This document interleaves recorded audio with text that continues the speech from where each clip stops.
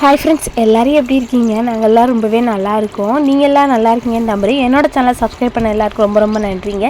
இன்றைக்கி காலையிலே பார்த்தீங்கன்னா ரொம்ப ஒரு அமைதியான பீஸ்ஃபுல்லான ஒரு பறவைங்களோடு சேர்ந்து இந்த நாள் எனக்கு ஆரம்பிச்சிச்சு. இப்போ பாருங்கள் எவ்வளோ அழகாக தண்ணி பாயுது. அதோட பேக்ரவுண்டில் பாருங்கள் எவ்வளோ அழகாக குருவி, குயில், காக்கா, மயில் எல்லாம் கத்துது. கேட்கும்போதே அவ்வளோ மனசுக்கு அமைதியாக இருக்குது இல்லைங்க. இந்த மாதிரி லைஃப்பில் வாழ நிறைய பேர் கொடுத்து வைக்கல. ஏன் அப்படி சொல்கிறேன்னா, நிறைய பேர் சொந்த வீரை விட்டுட்டு சொந்த ஊரை விட்டுட்டு வெளிநாடு வெளியூருன்னு போய் தங்கி வாழ்ந்துட்டு இருக்காங்க பில்டிங்கோட. ஸோ இந்த ஒரு பீஸ்ஃபுல்லான லைஃப்பை நான் என்ஜாய் பண்ணி தான் வாழ்ந்துட்டுருக்கேன். ஸோ அதை உங்கள் கூட ஷேர் பண்ணுறேன், சரிங்களா? இன்றைக்கி பார்த்தீங்கன்னா காலைல தண்ணி பாய்ச்சிட்டு இருக்கும்போது மரத்துலேருந்து என்னாச்சுன்னா ஒரு எலுமிச்சம்பழம் என் மண்டையிலே வந்து விழுந்துருச்சு. ஸோ அதை எடுத்துகிட்டு இருக்கும்போதே ஃபோனு கீழே விழுந்துருச்சு லைட்டாக. அப்புறம் தொடச்சிட்டு தான் நான் வந்து அகெயின் வீடியோ ஸ்டார்ட் பண்ணேன். பாருங்கள் எவ்வளோ பழம் இருக்குன்ட்டு. அதுவாக விழுந்தால் நம்ம எடுத்தோம் அப்படின்னா நல்லா இருக்குது ரொம்ப நாளாக. ஆனால் நம்மளாம் வந்து அதில் கை வச்சு பறித்தோம் அப்படின்னா அந்த எலுமிச்சம்பழம் 2 டேஸ்லேயே வந்து அப்படி ஒரு மாதிரி புள்ளி புள்ளியாக வந்தது, கெட்டு போயிடுது சீக்கிரமே. என்ன ரீசன் தெரில, உங்களுக்கு தெரிஞ்சால் கமெண்டில் சொல்லுங்கள். அப்புறம் பார்த்திங்கன்னா தண்ணி பாய்ச்சிருக்கும் போதே பூக்கள்லாம் நிறைய நம்ம வீட்டில் எப்போதுமே 1-2 பூத்துட்டே இருக்கும். அதுபோல் இன்றைக்கி ரோஸ் எல்லாம் பூத்துருந்துச்சு. இந்த ஒரு பன்னீர் ரோஸு சாமிக்கு வைக்கலாம் அப்படின்ட்டு பறிச்சிட்டேன்.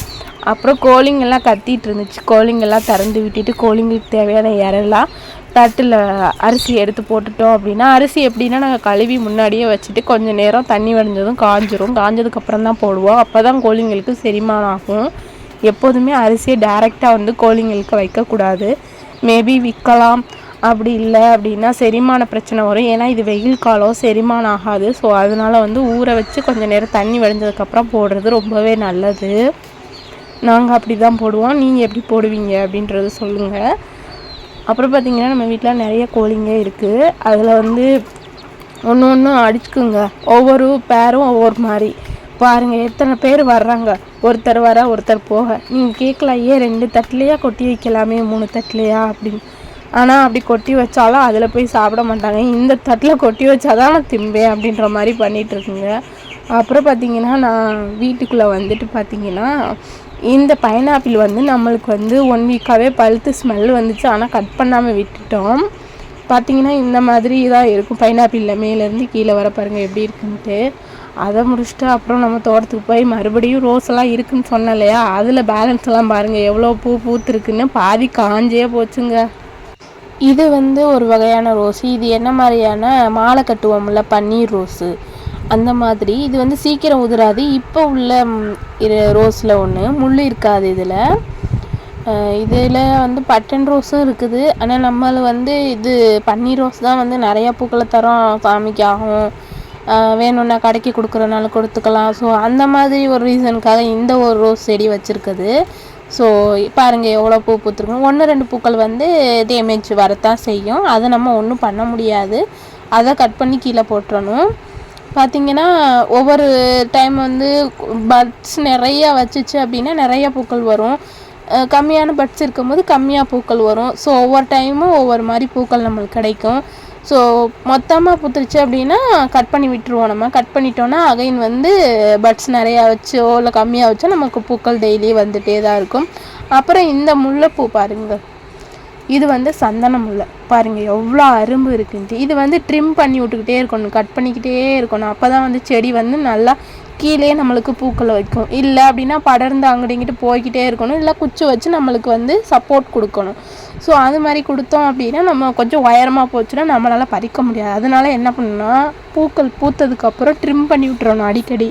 ட்ரிம் பண்ணோம் அப்படின்னா நம்மளுக்கு குட்டியாகவே பர்டிகுலராக நம்ம ஒரு ஹியூமன் பாடியில் ஸ்கிப் அளவு, நம்மளோட ஸ்கிப் இருக்கு இல்லையா, ஸ்கிப் அளவுக்கு நம்ம வந்து கட் பண்ணி விட்டோன்னா குனிஞ்சு பறிக்கிறதுக்கு கரெக்டாக இருக்கும்.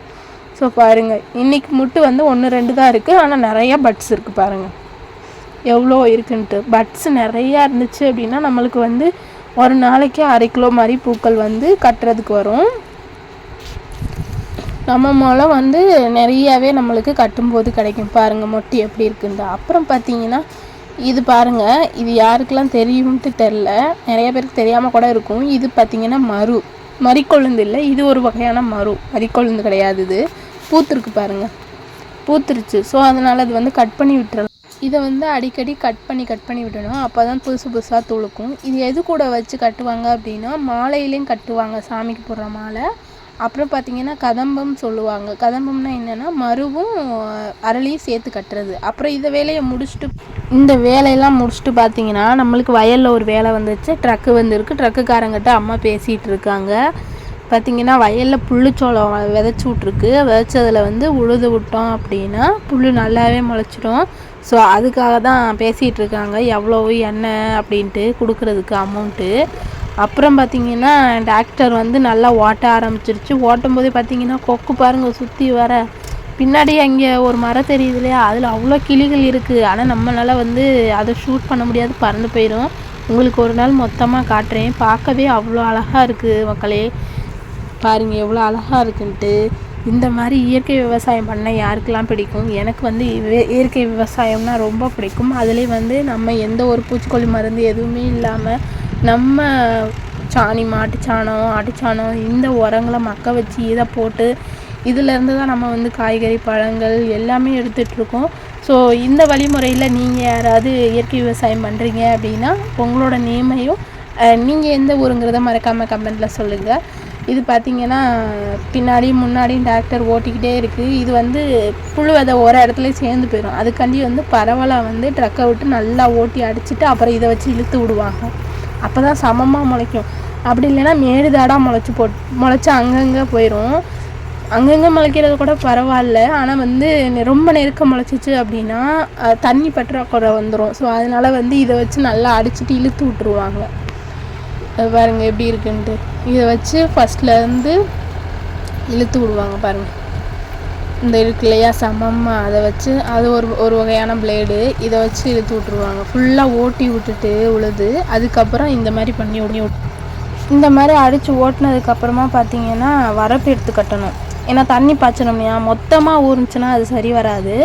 பாத்தி மாதிரி கட்டி விடணும். அதுக்காக பார்த்திங்கன்னா சைடு ஃபுல்லாக ஃபஸ்ட்டு வரப்பு எடுக்கணும். ஓரம் ஃபுல்லாக வாய்க்கால் மாதிரி எடுத்து விடணும். சுற்றி வர எடுத்துகிட்டு அதுக்கப்புறம் 4-5 தகுனியாக குட்டி குட்டியாக பாக்ஸாக அப்படியே செப்பரேட் பண்ணி விட்டுறணும். பாருங்கள் அம்மா வந்து வாய்க்கால் எடுப்பாங்க, அதை காட்டுறேன் பாருங்கள் எடுத்துருக்காங்கல்ல சைடில். அது மாதிரி ஃபுல்லுமே வந்து வாய்க்கால் எடுக்கணும். வாய்க்கால் எடுத்து விட்டோம் அப்படின்னா தண்ணி போகிறதுக்கும் நல்லா பாஞ்சதுக்கப்புறம் வாமடை மாற்றி வெட்டி அடைக்கிறதுக்கு கரெக்டாக இருக்கும்.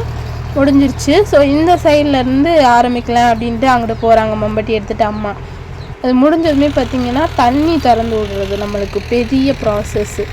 இதுதான் வாமடை. இங்கே பாருங்கள் தண்ணி திறக்கிற கரெக்டான இதில் இருக்குது பாருங்கள். எடுத்து கட்டுறாங்களா, இது மாதிரி எடுத்து கட்டணும். வரப்பு எப்படி எடுத்து கட்டுறாங்க பாருங்கள்.